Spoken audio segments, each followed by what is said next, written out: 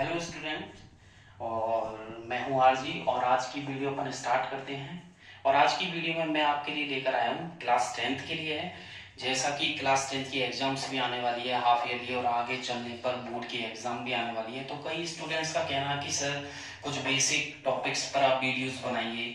तो काफ़ी लंबे टाइम के बाद मैं कम बैक किया है मैंने, और इसी वीडियो के साथ हम चैप्टर 1 को क्लास 10th के लिए स्टार्ट करेंगे। जैसा कि चैप्टर 1 है केमिकल रिएक्शंस एंड इक्वेशंस। और कई स्टूडेंट्स कहते हैं कि सर कुछ बेसिक, जैसे कि कोई केमिकल रिएक्शन आ गई या बैलेंसिंग आ गई। तो कई सारे एग्जाम्स हालांकि हमने कर रखे हैं, लेकिन बाई द वे कुछ ऐसा हो कि ऑन द स्पॉट कोई आ जाए, मन से बना के भी कोई क्वेश्चन आ सकते हैं, तो उसको करने का क्या तरीका है। तो इसी के लिए मैं आज के लिए वीडियो लेकर आया हूँ। और इसमें चैप्टर 1 को स्टार्ट करेंगे, तो आरजी सर के साथ जुड़िए और वीडियो को आगे कंटिन्यू कंप्लीट देखिए। और कोई भी डाउट्स हो तो आप कमेंट बॉक्स में लिख सकते हैं, कोई भी क्वेश्चंस हो, कोई भी क्वेरीज हो आपकी। तो वीडियो को स्टार्ट करने से पहले सभी मेरे प्यारे बच्चों के लिए ये 2 लाइनें मेरी तरफ से। लग चुकी है तलब मंजिल की, लग चुकी है तलब मंजिल की, खुद को आग में झोंक देंगे। लग चुकी है तलब मंजिल की, खुद को आग में झोंक देंगे। मंजिलें कहती हैं, ठोकरें कहती हैं कि मारा जाएगा, और मंजिलें कहती हैं कि देख लेंगे। ठोकरें कहती हैं कि मारा जाएगा और मंजिलें कहती हैं कि देख लेंगे। तो घबराना नहीं कि एग्जाम्स में कैसे तैयारी करें, ठीक है। वी सिक्योर्ड एंड धीरे धीरे धीरे धीरे एक एक टॉपिक्स को क्लियर करिए। जो क्लियर है उनको और क्लियर कर लीजिए, और जो नहीं है उन पर ज्यादा फोकस कीजिए। तो स्टार्ट करते हैं। जैसे कि क्लास 10th के लिए, क्लास 10th चैप्टर 1 जो है, टोटल चैप्टर आपको पता हो, टोटल चैप्टर मैं आपको बता देता हूं। टोटल चैप्टर्स आपके 13 है, जिसमें कुछ चैप्टर्स जो है वो केमिस्ट्री के इंक्लूड किए गए हैं। केमिस्ट्री के आपके चैप्टर 1 से लेकर के और चैप्टर 4 तक है। फिर आपके बायोलॉजी के हैं, बायोलॉजी के चैप्टर 5, 6, 7 एंड 8 चैप्टर ये आपके बायोलॉजी के हैं।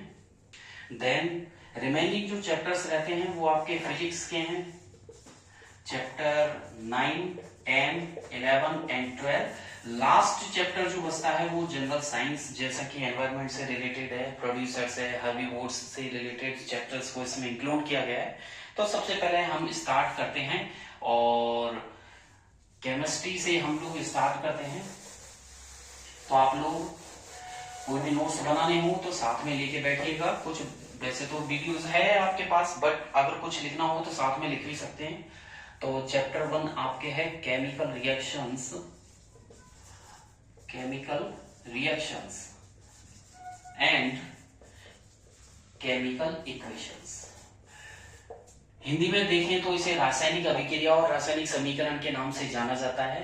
रासायनिक अभिक्रिया डेली हमारी लाइफ में कई तरीके के रिएक्शंस आप लोग देखते हो, जैसे फोटोसिंथेसिस जो प्लांट्स करते हैं, रेस्पिरेशन हम लोग करते हैं, बर्निंग ऑफ कोल है, कई तरीके की कोरोजन है, कई तरीके की many types of chemical reactions are we will see. And इस टॉपिक को आगे लेते हुए सबसे पहले केमिकल रिएक्शन से, जिसे रासायनिक अभिक्रिया कहते हैं, और रासायनिक अभिक्रिया में सबसे पहले आपको पता है कि केमिकल रिएक्शन क्यों होती है, कि उसमें कोई केमिकल चेंज होता है। तो सबसे पहले बात करें केमिकल चेंज की। अगर बेसिक की बात करें तो सबसे पहले आता है केमिकल चेंज। केमिकल चेंज को बोलते हैं रासायनिक बदलाव या रासायनिक परिवर्तन।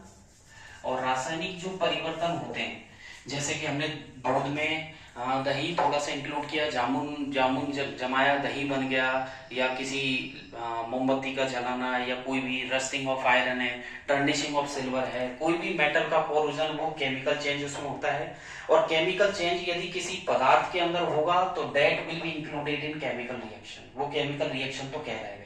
तो सीधी सी डेफिनेशन है, क्वेश्चन बनता है बोर्ड का, और जल्दी से इसे लिखिएगा, नोट करिएगा। क्वेश्चन बनता है यहाँ पर 1 नंबर का, और वो है व्हाट इज केमिकल रिएक्शन, या व्हाट इज केमिकल रिएक्शन को क्लियर करने के लिए 1 नंबर का अगर क्वेश्चन बना सकते हैं एग्जाम में, तो what is chemical change. Question है व्हाट इज केमिकल चेंज, रासायनिक परिवर्तन किसे कहते हैं। तो सिंपल सा आंसर है, 1 लाइन का आंसर है, 1 नंबर का क्वेश्चन है, वेरी शॉर्ट का क्वेश्चन है। तो केमिकल चेंज उसे कहते हैं जिसमें कोई ना कोई कंपाउंड में जो इंटरनल कंपोजिशन है उसका चेंज हो जाता है, केमिकल कंपोजिशन उसका बिल्कुल बदल जाए, ठीक है, that is the chemical change. जैसे दूध से दही का बनाना, तो कंपोजिशन में थोड़ा डिफरेंस आ जाए तो उसे केमिकल चेंज बोलते हैं। और केमिकल चेंज कई तरीके के एग्जांपल आप दे सकते हो, फोटोसिंथेसिस इसमें दे सकते हो, रस्टिंग ऑफ आयरन दे सकते हो, बर्निंग ऑफ कोल दे सकते हो, और केमिकल चेंज होगा तो वो केमिकल रिएक्शन कहलाएगा। तो दूसरा क्वेश्चन यहां पर बनता है, व्हाट इज केमिकल रिएक्शन? क्या बनता है? What is chemical reaction? और साथ में ही गिव एग्जांपल्स, कोई ना कोई एक या दो एग्जांपल आपको यहाँ पर देना जरूरी है। मिनिमम 2 एग्जांपल्स, बोर्ड के हिसाब से 2 एग्जांपल को मिनिमम आप कम से कम लर्न कीजिए। एक एग्जांपल ही पूछा जाता है, 2 एग्जांपल भी हो सकते हैं, 2 से ज्यादा अदरवाइज नहीं पूछे जाते हैं, फिर भी आप ऑप्शन में लेके चलिए 3 एग्जांपल। तो केमिकल रिएक्शन क्या होती है? जिसमें कोई ना कोई केमिकल चेंज होता है। तो केमिकल रिएक्शन डायरेक्टली रिलेट करती है केमिकल चेंज को, और केमिकल चेंज रिलेट करता है केमिकल कंपोजिशन को। अंडरस्टैंड? तो सीधी सी बात है, सबसे पहले केमिकल कंपोजिशन, उसके बाद आता है केमिकल चेंज, और फिर आता है आपका केमिकल रिएक्शन। तो केमिकल रिएक्शन किसे कहते हैं? कि जिसमें कोई ना कोई केमिकल चेंज होता है। तो द रिएक्शन, आप स्टार्ट करिएगा आंसर रिएक्शन से, तो the reaction in which chemical change occurs, यानी कि ऐसी अभिक्रिया जिसमें कोई ना कोई रासायनिक बदलाव हो उसे केमिकल रिएक्शन कहते हैं। तो यहां आंसर जरूर नोट करिएगा, सभी बच्चे लिखिए, the reaction in which chemical change occurs, the reaction in which chemical change occurs, okay, उसे केमिकल रिएक्शन बोलते हैं। आगे लिख दीजिएगा ऑल केमिकल रिएक्शन, नीचे एग्जांपल डाल के नोट करिएगा, फोटोसिंथेसिस, रस्टिंग ऑफ आयरन, ठीक है, formation of curd from milk, burning of coal, burning of petrol, burning of fossil fuels, there are many examples, ठीक है। मिनिमम 2 एग्जांपल्स को याद करिएगा केमिकल रिएक्शन के बाद। आगे बढ़ते हैं, छोटे छोटे क्वेश्चंस इस चैप्टर में से आते हैं। Basically balancing the chemical reaction भी हो सकता है। केमिकल रिएक्शन के बाद, जैसा कि चैप्टर का नाम केमिकल रिएक्शन है, यह आपने अभी सीखा ही है जस्ट, और केमिकल इक्वेशन, तो केमिकल रिएक्शन जो होती है वो केमिकल इक्वेशन की फॉर्म में ही होती है। अब एक सिंपल सा उदाहरण लेते हैं, एक सिंपल सा example, a plus B equal to C plus D. मैंने यहाँ पर लिखा है a plus B equal to C plus D. तो c प्लस डी कब आया? जब आपने a प्लस बी को आपस में रिएक्ट करवाया। तो a प्लस बी को जब रिएक्ट करवाया तो c प्लस डी आया, यानी कि c प्लस डी किस पे डिपेंड हुआ? a plus B. और ये फॉर्म एक केमिकल इक्वेशन की है। तो केमिकल इक्वेशन होने का मतलब क्या है? मान लीजिए यहाँ पर कोई भी पदार्थ ले सकते हो, a और b दोनों में आपस में रिएक्ट करवाया और आपकी बन गई है केमिकल इक्वेशन। तो केमिकल इक्वेशन ही केमिकल रिएक्शन होती है, और केमिकल रिएक्शन को केमिकल इक्वेशन की फॉर्म में रिप्रेजेंट किया जाता है। तो यहाँ पर आपने क्या सीखा कि केमिकल रिएक्शन जब होती है तो केमिकल इक्वेशन की फॉर्म में रिप्रेजेंट की जा सकती है। तो केमिकल इक्वेशन की एक सिंपल सी डेफिनेशन है, वैसे तो पूछी नहीं जाती है, अभी तक 1-2-3 साल से इसमें से कोई भी क्वेश्चन नहीं आया है, ठीक है। एनसीईआरटी सिलेबस ने इसको नहीं उठाया क्वेश्चन के तौर पे, फिर भी 1 नंबर का क्वेश्चन यहाँ पर बनता है, the reaction chemical, what is chemical equation? तो आप बोलोगे the reaction in which the representation of any reaction in the form of, या the representation of any reaction in the form of symbols and formula, by using symbols and formula, okay। जैसे मैंने यहाँ पर ले लिया C plus O2, arrow का sign, और CO2, carbon plus oxygen, carbon को जलाया गया in the presence of oxygen और बन गई कार्बन डाइऑक्साइड। तो एक तरीके का A का मतलब कार्बन है और B का मतलब O2 है, और यहाँ पर मैंने जैसे कि C प्लस दी है, तो यहाँ पर कोई भी प्रोडक्ट 1 बन सकता है, 2 बन सकते हैं, 3 बन सकते हैं।